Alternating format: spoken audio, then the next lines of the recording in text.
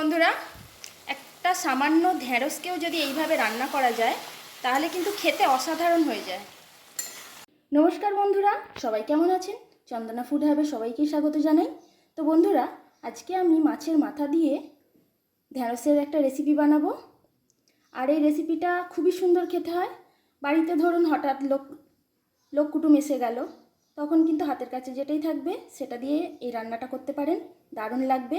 আজকে আমি এটা ঢেঁড়স দিয়ে বানাবো, তো আপনারা দেখুন। কড়া বসিয়ে দিয়েছি, কড়ার মধ্যে তেল দিয়ে দিলাম। প্রথমে আমি মুড়োটা ভালো করে ভেজে নেব। মুড়োর মধ্যে একটু লঙ্কা দিয়ে দিলাম আর একটু হলুদ দিয়ে দিলাম। তেলটা গরম হয়ে গেছে, এবার আমি মুড়োটা ভেজে নিচ্ছি।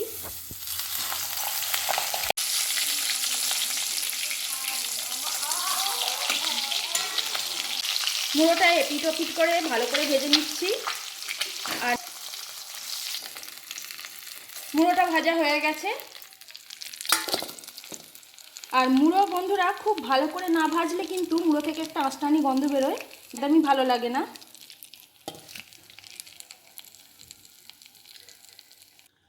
তো আমি এখানে ঢেঁড়স তো কেটে নিয়েছি ছোট ছোট করে, আর এখানে আলু, বেগুন, টমেটো কেটে নিয়েছি, একটা বড় সাইজের পেঁয়াজ কেটে নিয়েছি।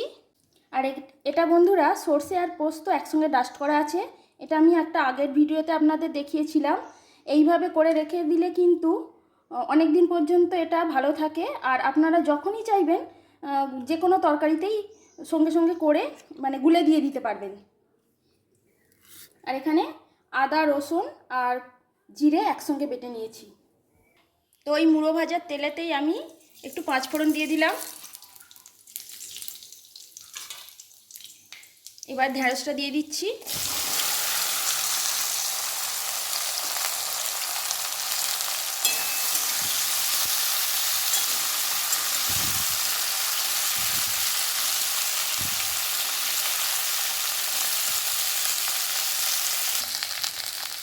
তো ঢেঁড়সটা আমি ভালো করে ভেজে নিয়েছি।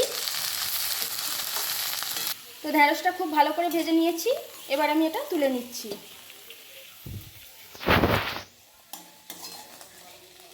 তো বন্ধুরা দেখুন, অনেকক্ষণ যদি আমরা কোনো ভিডিও যদি লং দেখাই, কারোরই নিশ্চয়ই ভালো লাগবে না। তাই ভিডিও যত শর্ট দেখানোর চেষ্টা করা যায় ততই কিন্তু ভালো, তাহলে লোক পুরোপুরি সেটা দেখবে। আর যদি আমি একটা ভিডিও অনেকক্ষণ থেকে পুরো সব কিছু ডিটেলসে দেখাই তাহলে কিন্তু অনেকেই পছন্দ করে না। তো এবার আমি আলুগুলো ভেজে নেব।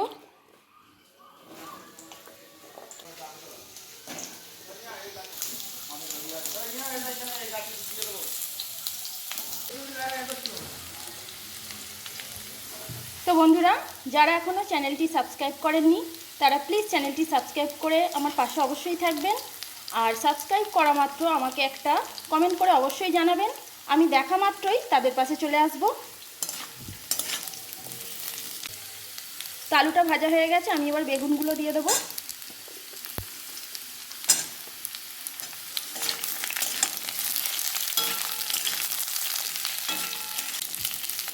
বেগুনটা ভালো করে ভাজা হয়ে গেছে, এর মধ্যে আমি পেঁয়াজটা দিয়ে দিচ্ছি।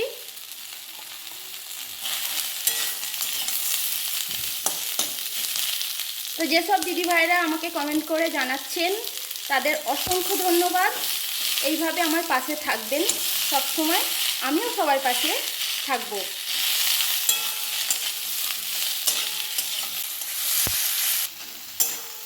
তো এবারে আদা রসুনটা দিয়ে দিচ্ছি।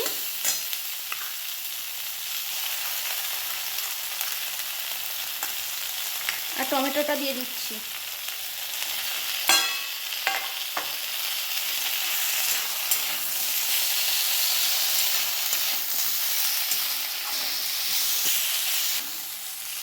এবারে মাছের মাথাটা আমি দিয়ে দিচ্ছি। এটা দিয়ে খুন্তি দিয়ে একটু ভালো করে ভেঙে দিতে হবে।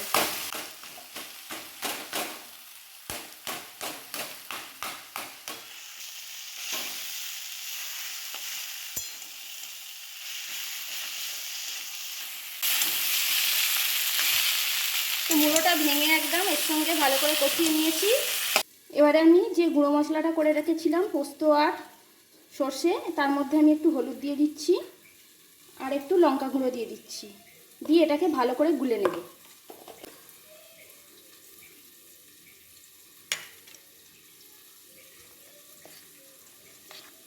এইভাবে মশলাটা দিলে কিন্তু এর টেস্ট আরও সুন্দর লাগে। তো ভালো করে গুলে নিয়েছি, এবার আমি দিয়ে দিচ্ছি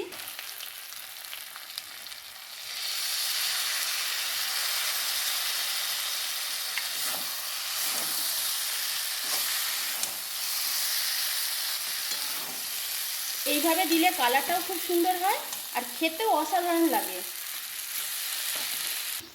এবার আমি পরিমাণ মতন জল দিয়ে দিচ্ছি।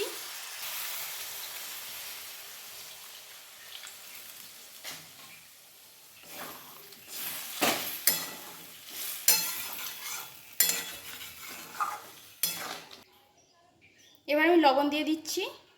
লবণটা অবশ্যই আপনারা বুঝে দেবেন, যে যেরকম লবণ খান, আর ঝালটাও আপনারা যে যেরকম খান সেরকমই দেবেন। ঢ্যাঁড়সের তরকারির জুসটা আর কি ফুটে গেছে। তো আমি এবারে তরকারির মধ্যে ঢ্যাঁড়সটা দিয়ে দিচ্ছি।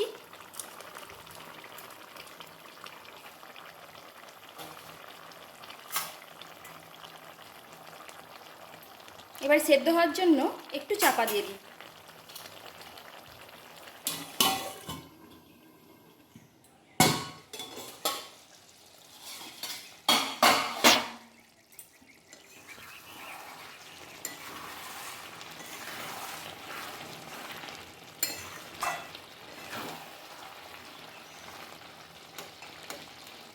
সব কিছু খুব ভালোভাবে সেদ্ধ হয়ে গেছে।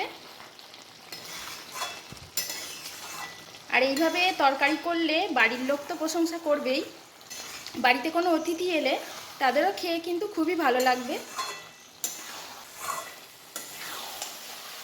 তো বন্ধুরা, ঢ্যাঁড়সের তরকারি একদম রেডি। মুড়ো দিয়ে এইভাবে একবার করে খাবেন, দারুণ লাগবে।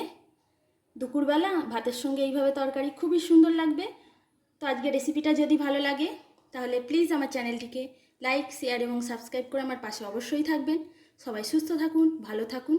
ধন্যবাদ বন্ধুরা।